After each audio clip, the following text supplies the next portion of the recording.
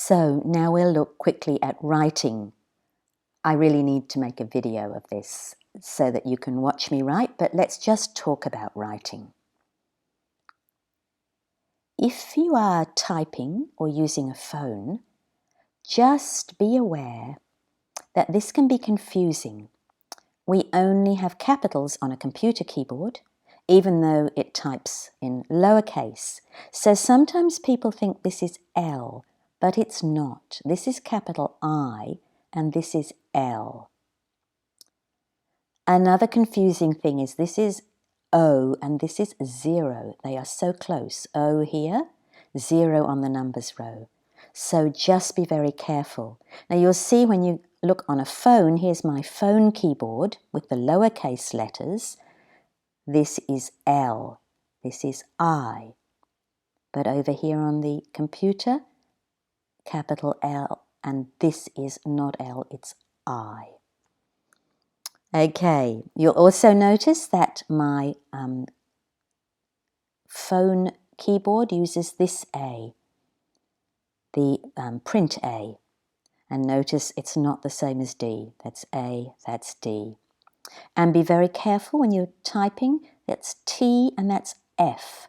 They are a little bit similar, but the T has the curve at the bottom, the F has the curve at the top.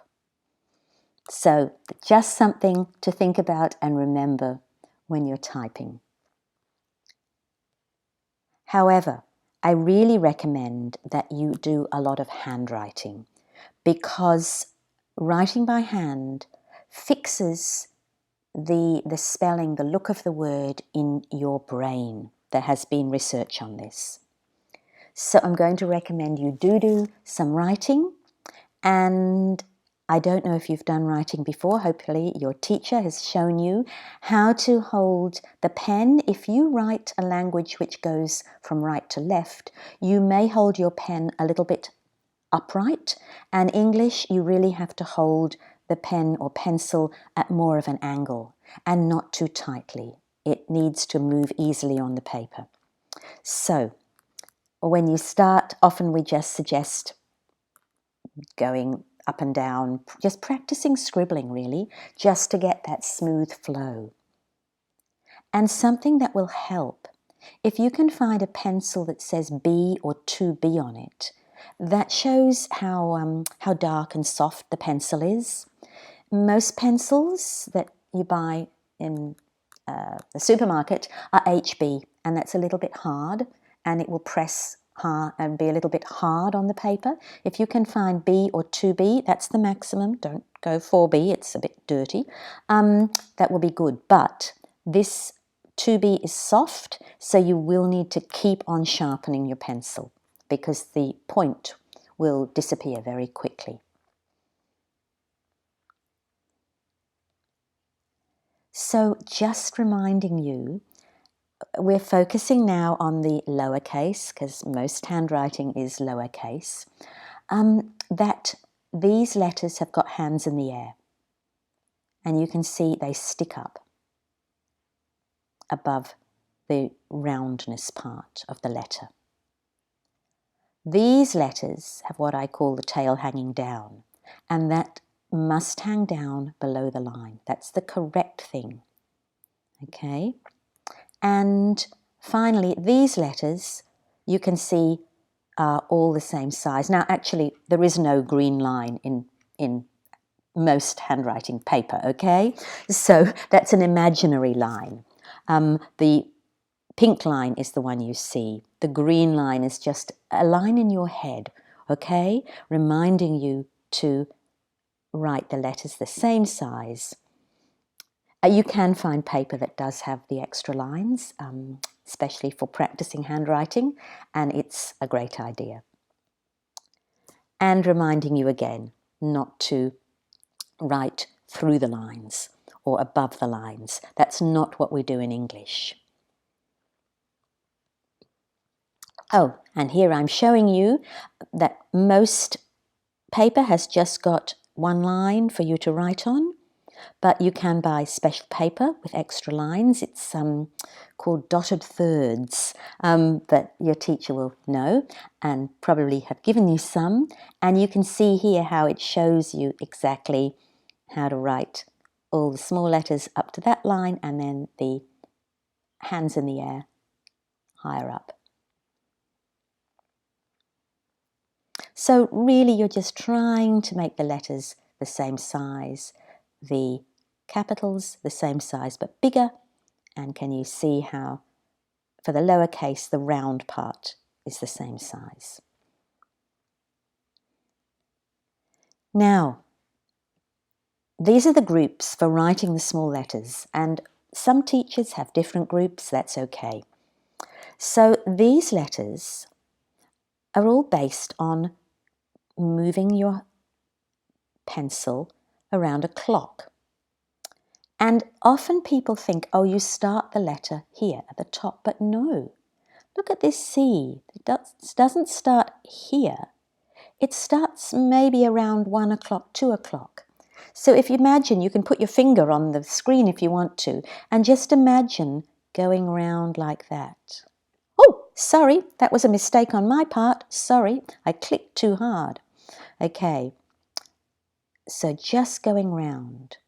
You could just practice going round in a circle. It's really great to practice drawing circles.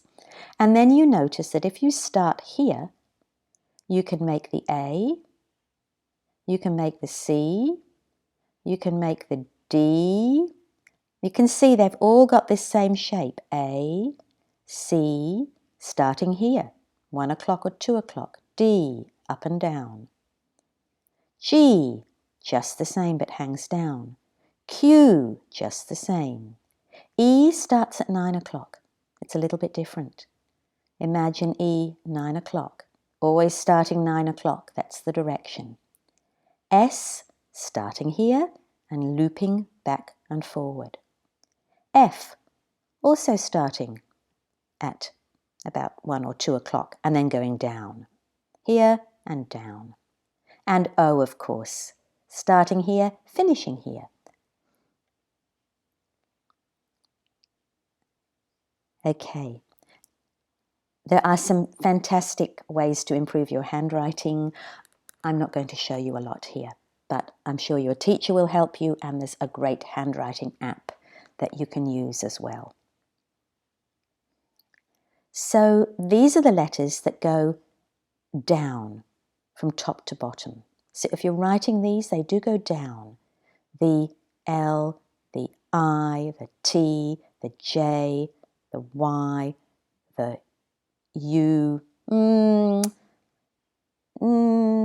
Yes, that does go down and then up and down again. So notice not starting at the bottom, starting at the top, going down. And of course, we usually do the letter first and then the dot. The T, we cross that way. We're always going from the left side to the right side. These letters, and they're not alone, have a down-up feeling, but we keep the pen on the page, down and then up. Down, up, round. Down, up, round. Down, up, round. Down, up, down, up, down. Down, up, down. Down, up, round. And again, you need to work with someone to practice this, but it's quite important to start making the letters the right way because it saves time and it's good for it to become automatic. You don't want to be thinking about it. Now, tricky, these letters are at an angle.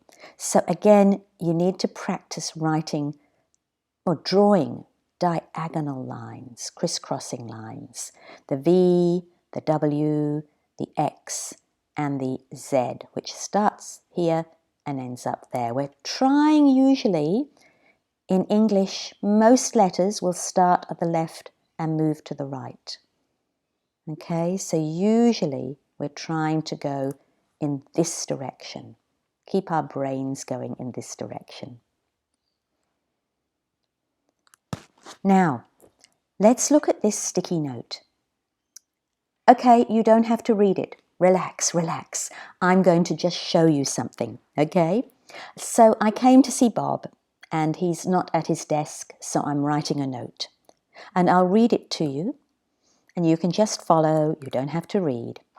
But there are some important things I want to look at. So let's just have a look.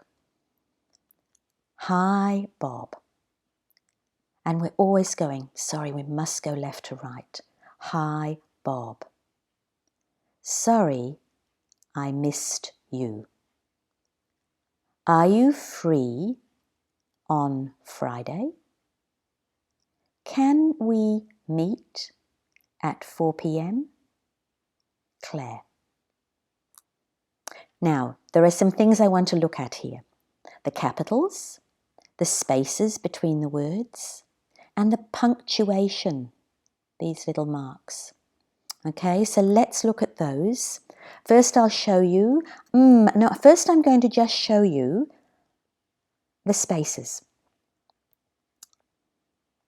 So you don't write like this, of course. These spaces are invisible, they are a space.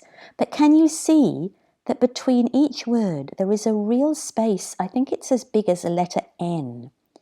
Okay, so if those spaces are missing, it's quite hard for us to read. So if you're writing, you must have those spaces. Now, I'll show you the punctuation. Can you see in pink? I've got 3 kinds of punctuation. I've got a normal stop, finish the idea. Sorry, I missed you. And then I stop. Then I've got 2 questions here, and this is the question mark for a question. Are you free on Friday? Question. Can we meet at 4 p.m? Question.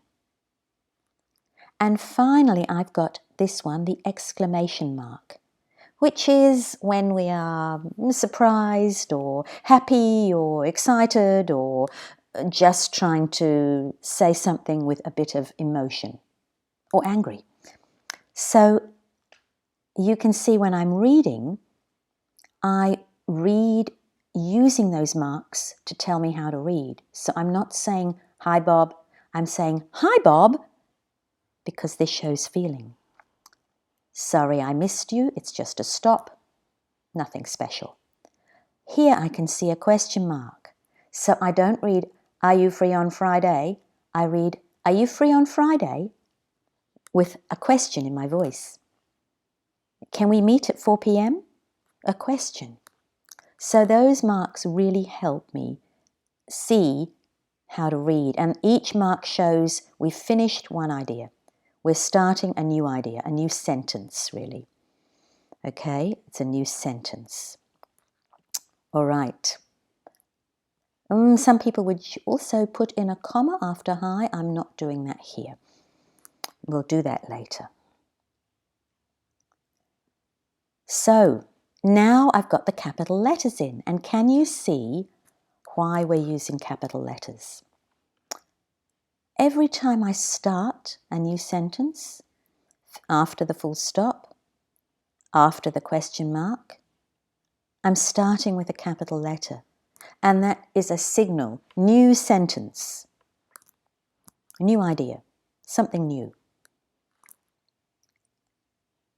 Then here, this is not a new sentence, but it's a name, Bob.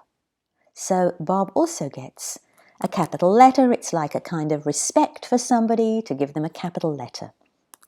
And we're also giving ourselves some respect because we write I with a capital.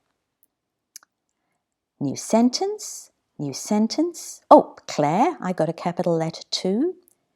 Here, this is not a new sentence, but it's the name of a day, Friday. So names of days and months, names of streets, names of places also get capital letters.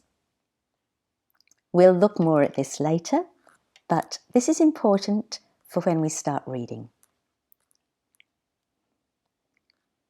So I'm just going to read it again, You do not have to read this. We haven't done any of these sounds yet, but, well, I think you can just see how I'm moving my eyes across the paper. So if you follow my little arrow, the cursor, see how I move my eyes as I read. Hi, Bob. Sorry I missed you. Are you free on Friday? Can we meet at 4 p.m? Claire.